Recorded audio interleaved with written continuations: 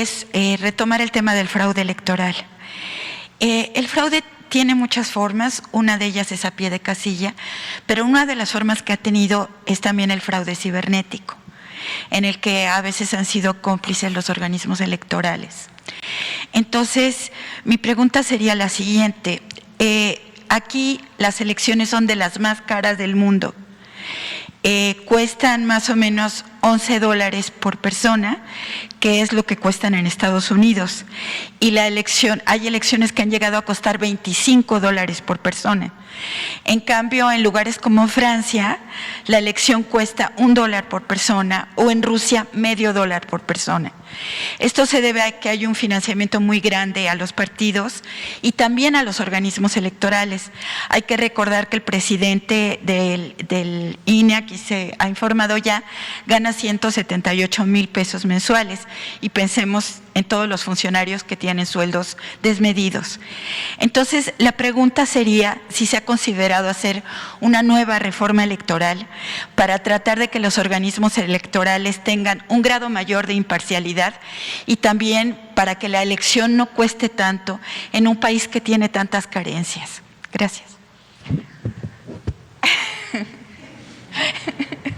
Voy a dejar la investidura en el perchero imaginario, porque me pueden, sí, solo lo que se puede decir, se dice en el sí, béisbol, me pueden multar y hasta arrestar. Ok, entonces no. Entonces mejor no. Bueno, que quede ahí. Como diría mi paisano Chicoche, bueno, no, tampoco, no digo nada. Pero sí vamos a tener que seguir hablando de la democracia. Sobre eso no podemos callarnos. Tiene que haber democracia en el país. Se tienen que acabar los fraudes electorales. Es una vergüenza lo que hemos vivido en materia de democracia. Por siglos no ha habido democracia en México. Es de los países del mundo con más atraso en materia de democracia. Es el país con más fraudes electorales en la historia.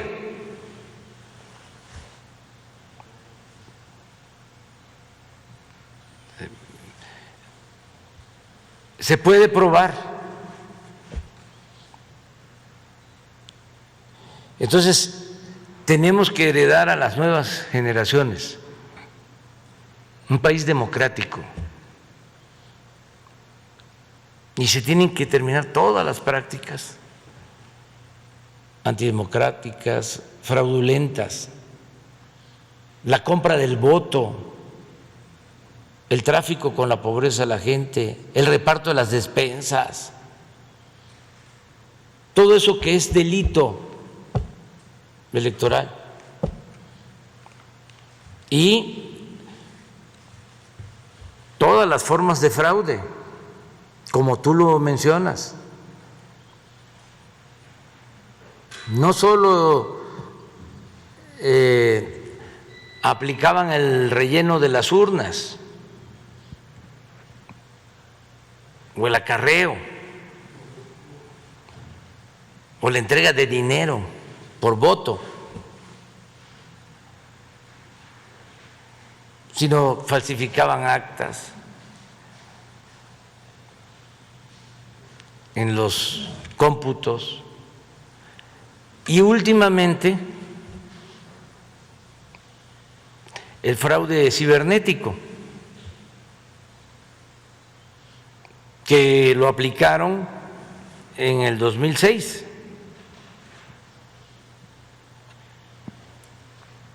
Un diplomático que fue embajador, y ese fue su premio, en Washington. Creo que el hijo del que fue rector de la UNAM, Sarucán, en el 2006, junto con el cuñado de Felipe Calderón. Hay testimonios para más detalles. La película que se llama Fraude, que la recomiendo, de Mandoki, ahí aparece en la película. Le hacen una entrevista breve y él asegura de que se contrató en ese entonces una empresa para el manejo del cómputo electrónico, y resulta que la empresa era del cuñado de Felipe Calderón y de Brando, se llamaba la empresa, así se llama el señor. Entonces eso existía hasta hace poco y queremos que se termine y que las autoridades electorales pues sean imparciales, que no estén del lado del partido conservador, como sucede hasta ahora, desgraciadamente. No me pueden acusar de que estoy violando la ley, porque estoy hablando del Partido Conservador, que no tiene registro. ¿O Salinas es el Partido Conservador? No va, es de otro partido. ¿Diego Fernández de Ceballos es del Partido Conservador? No, es de otro partido. Líbano Sáenz es del Partido Conservador. Claudio X González es del Partido Conservador. No. Entonces, se tiene que evitar el fraude electoral. Y el manejo del fraude también en medios de información. Bueno, el fraude electoral que se comete en el grupo de intelectuales orgánicos del régimen corrupto, porque ellos son los que avalan el fraude. En el 2006, los abajo firmantes, que ya no eran tantos, a los que ahora son consejeros, firmaron asegurando de que las elecciones habían sido limpias.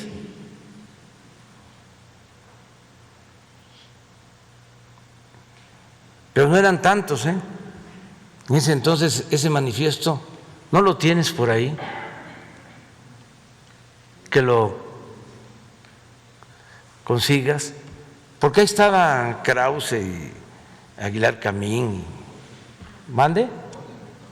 Woldenberg y todo, pero ahora estoy sorprendido, como diría mi maestro y paisano finado, el maestro Santamaría, anonadado de que firmaron hace poco otro manifiesto, pero ya son 2.200 intelectuales. ¿De dónde salieron tantos? de Krause y de Aguilar Camín, nosotros estamos viendo que uno de los problemas del país, parte de la decadencia, fue que todo el grupo de académicos e intelectuales fue cooptado desde Salinas. Fueron muy pocos los que se mantuvieron con independencia durante el periodo neoliberal. La mayoría fue cooptado, desde contratos para empresas editoriales jugosísimos hasta becas.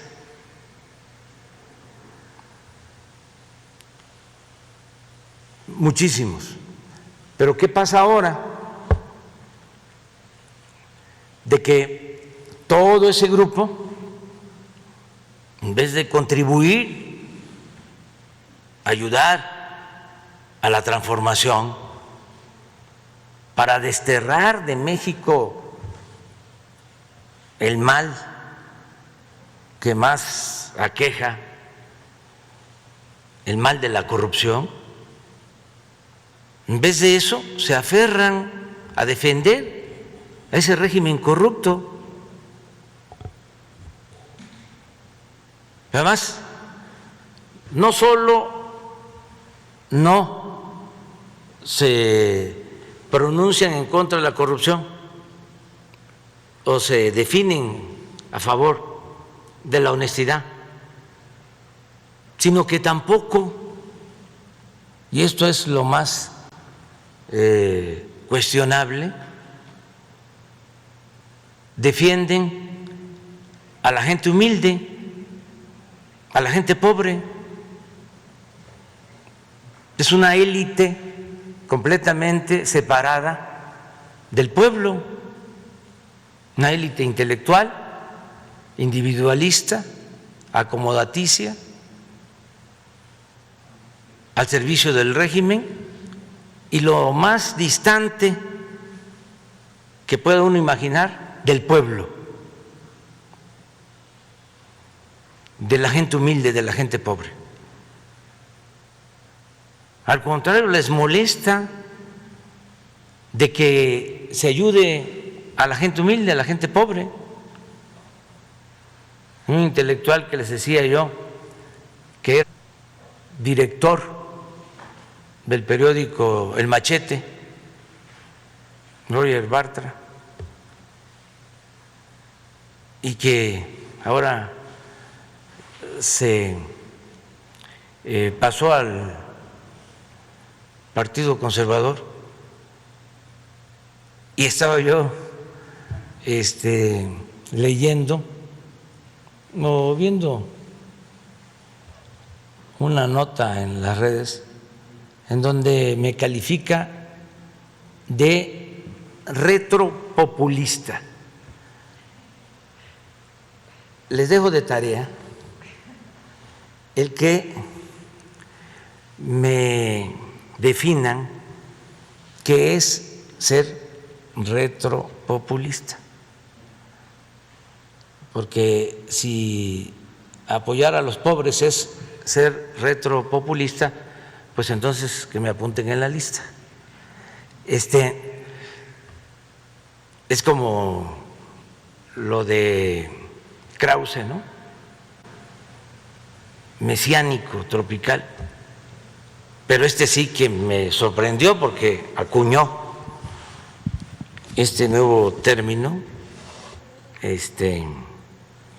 para la ciencia social, el retropopulismo. Entonces, en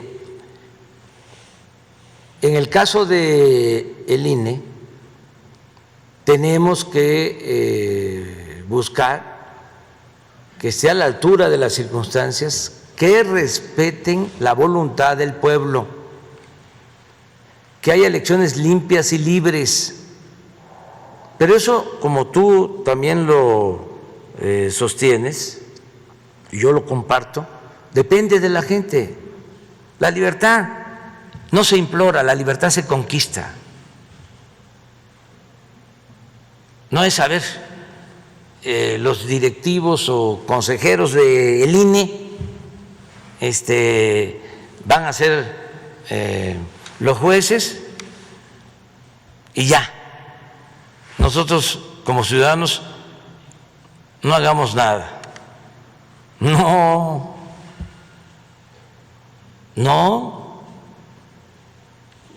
la democracia se garantiza con la participación de los ciudadanos. Y no solo es ir a votar, es votar y defender el voto. Así ha sido siempre, o así lo hemos hecho, para avanzar en el establecimiento de una auténtica democracia en el país. Entonces va a depender mucho de lo que hagamos los ciudadanos y no quedarnos callados. Esto no es estar pidiendo el voto por un partido, por un candidato, mucho menos estar utilizando recursos públicos para favorecer un partido, para favorecer a un candidato. No, esto es hablar de la democracia. Si México se hundió fue por la falta de democracia que produjo una terrible pandemia de corrupción. Entonces necesitamos la democracia para que haya equilibrios, para que haya contrapesos. Este es el desplegado. A ver. Bueno, no lo voy a leer, pero a los abajo firmantes.